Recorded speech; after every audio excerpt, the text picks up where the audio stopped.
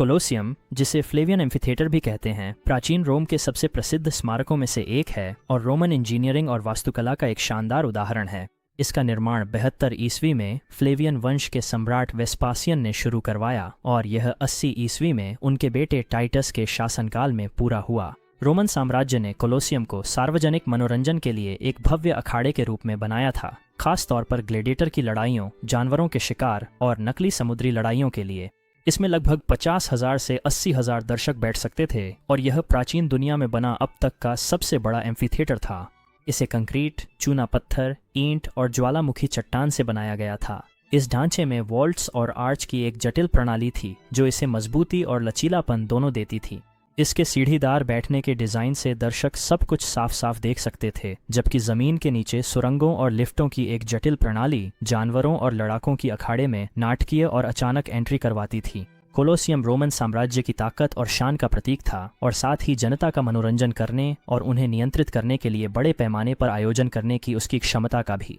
हालांकि सदियों से भूकंप, आग और इसके पत्थर निकाल कर ले जाने से इसे नुकसान पहुंचा, फिर भी कोलोसियम आज भी प्राचीन रोम की सरलता और प्रभाव का सबूत बनकर खड़ा है। समय के साथ इसे फिर से खोजा और संरक्षित किया गया और आज कोलोसियम दुनिया के सबसे ज्यादा देखे जाने वाले ऐतिहासिक स्थलों में से एक है।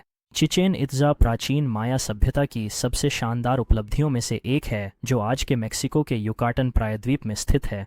इस शहर की स्थापना लगभग 600 ईस्वी में हुई थी और यह 900 से 1200 ईस्वी के बीच अपने शिखर पर पहुंचा। यह मेसो अमेरिका में एक प्रमुख राजनीतिक, धार्मिक और आर्थिक केंद्र बन गया।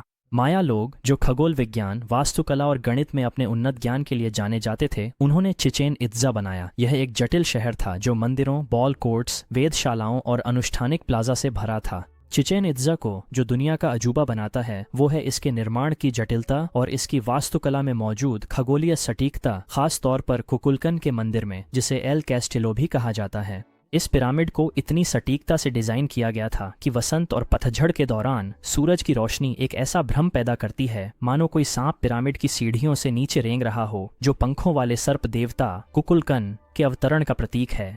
पिरामिड में 365 सीढ़ियाँ हैं। सौर वर्ष के हर दिन के लिए एक, जो कैलेंडर और खगोलीय गतियों के बारे में माया लोगों की समझ को दिखाता है।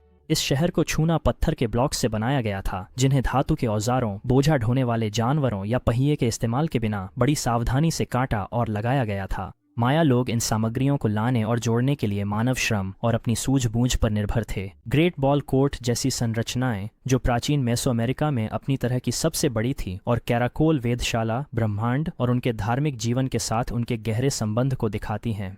15वीं शताब्दी तक इसे छोड़ दिया गया था, जिसके कारण आज भी बहस का विषय है। यह शहर आखिरकार जंगल में खो गया जब तक कि खोजकर्ताओं ने इसे फिर से नहीं खोज लिया।